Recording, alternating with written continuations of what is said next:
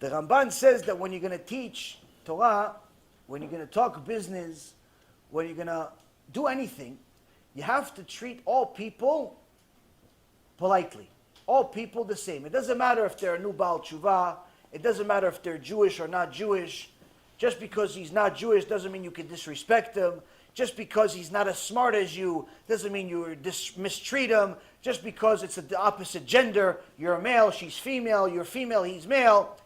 Regardless of who you're talking to, always remember that HaKadosh Baruch Hu is watching and he's expecting you to teach everybody, to talk to everybody, to deal with everybody politely. Now,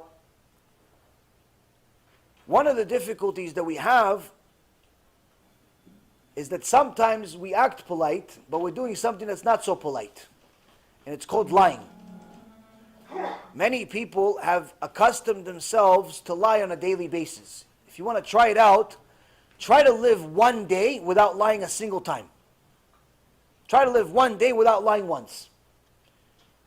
Catch yourself and you'll see that we have become very accustomed to lying. Every second sentence we lie. So where you been? Nowhere. No, really, where have you been? No, I was at the store. In reality, you weren't in the store. You were just hanging out smoking cigarettes. But for some reason, we think that it's okay to lie about small stuff. What happens is that when we start getting ourselves used to lying about small stuff, we start eventually lying about big things. So that's why the Ramban says, you have to not only speak politely, but you have to do it all the time to all people. Meaning that you cannot think that just because you're speaking a certain way, in a certain tone, you could just simply say whatever you want. Like for example, some people do, listen, with all due respect, and then they curse you out. Listen, no disrespect, and then they disrespect you. No offense, and then they offend you. Like they make a disclaimer. No offense, and then they offend you in every way possible. No, I don't mean anything bad by it, and then they show you a lot of bad things. People think that if they give you a disclosure before they insult you, it's okay. They give you this, tell you the truth. You want to know the truth? What do you want? You want me to lie to you? You want to lie to me?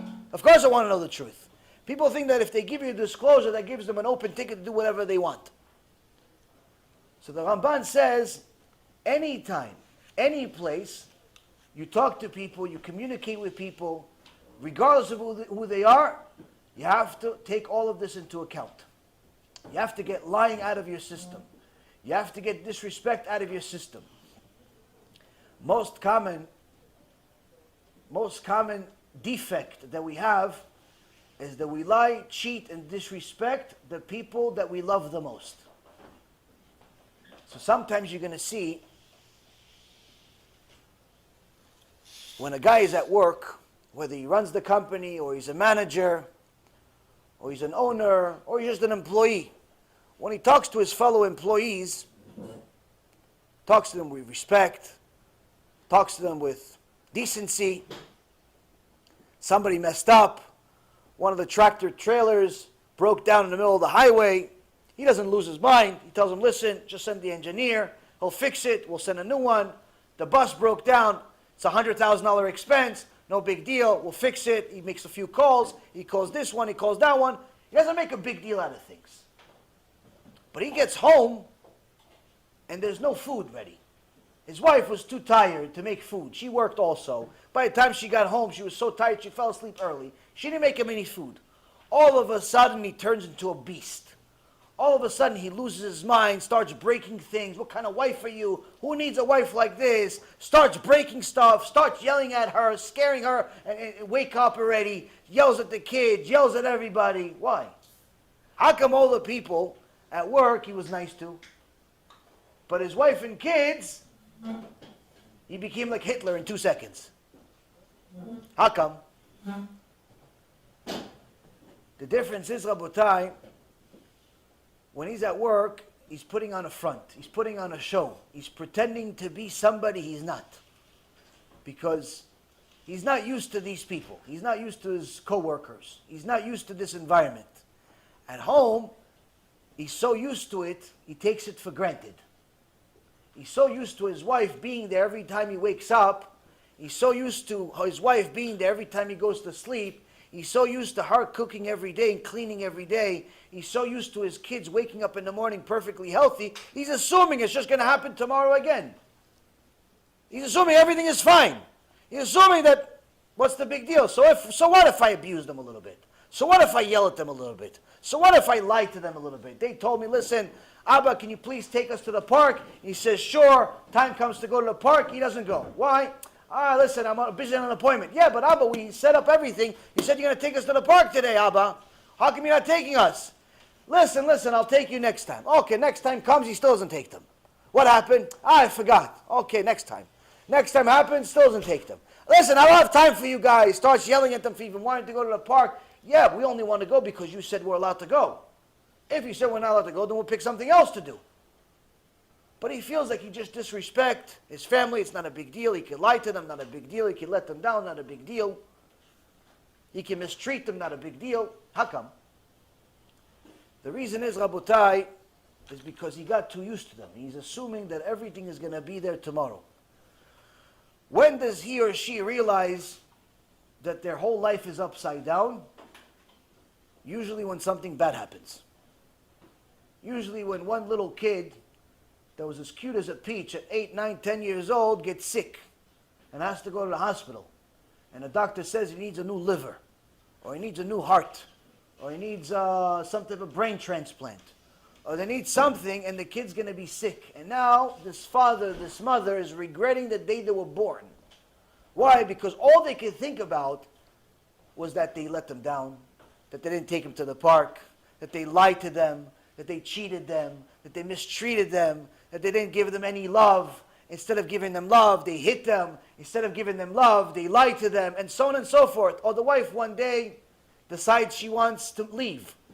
She wants a better life. Oh, all of a sudden he's in love with her. All of a sudden he wants to buy her flowers. How come you didn't buy me flowers when I was married to you? How come you didn't buy me flowers when I was there every day in your bed? Every day, every night I was cooking for you. How come? How come you didn't do it then? Because you got used to it. That's why the Ramban writes, if you're going to communicate with people, you have to program yourself and prepare yourself to be the same all the time, regardless of what the situation is, regardless of what the pressure is, regardless of what kind of motivation the world around you has. You have to constantly train yourself to prepare yourself for bad things, even if they're not happening. Because when something happens, you'll know how to react. Already imagine, okay, we want to go to the park.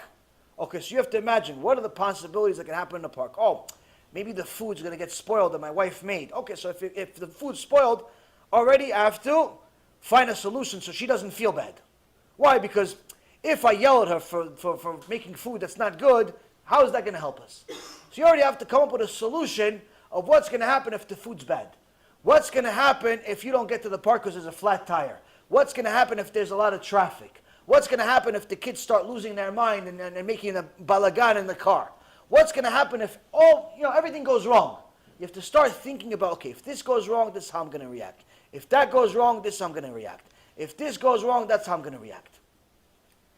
By training yourself to do such things, you'll be able to become a much better person, prepared for everything.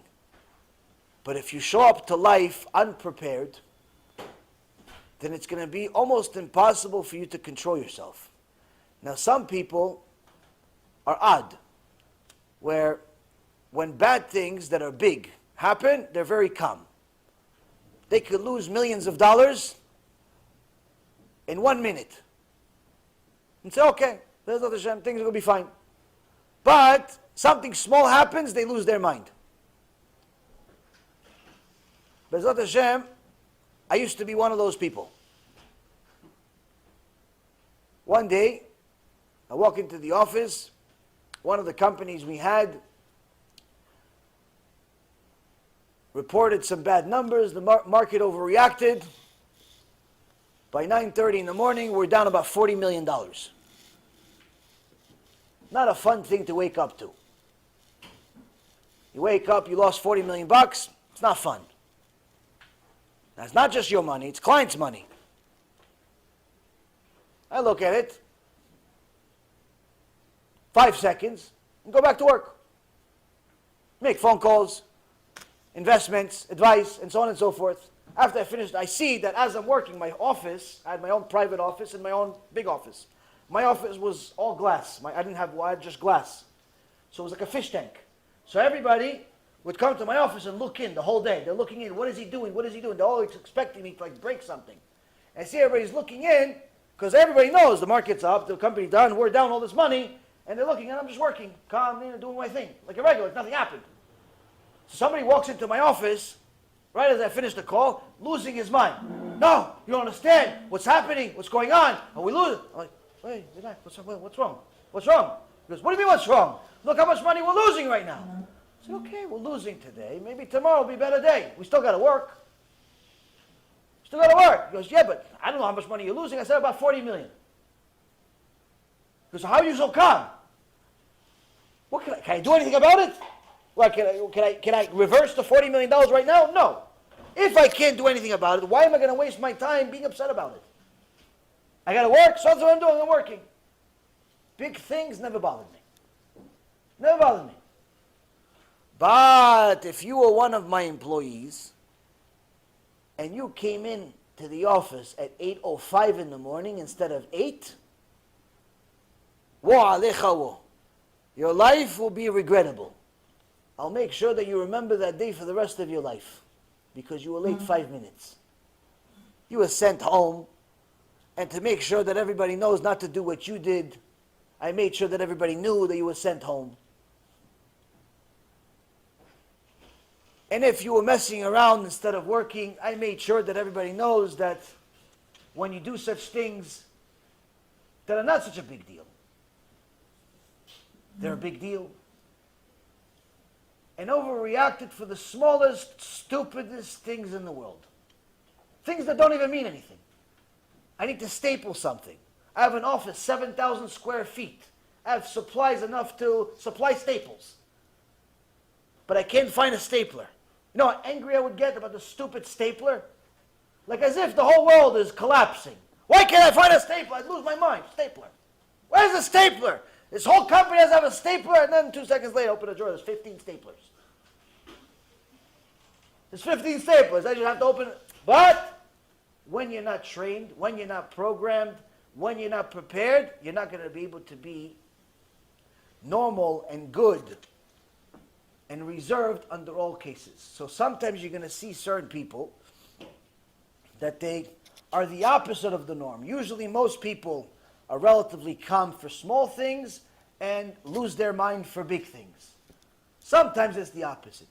Needless to say, the Ramban is trying to teach us here that if you want to be a chacham, if you want to be one of the righteous, you want to be one of the wise, you have to contain yourself under all circumstances, whether you're under pressure or not, whether things are going good or not.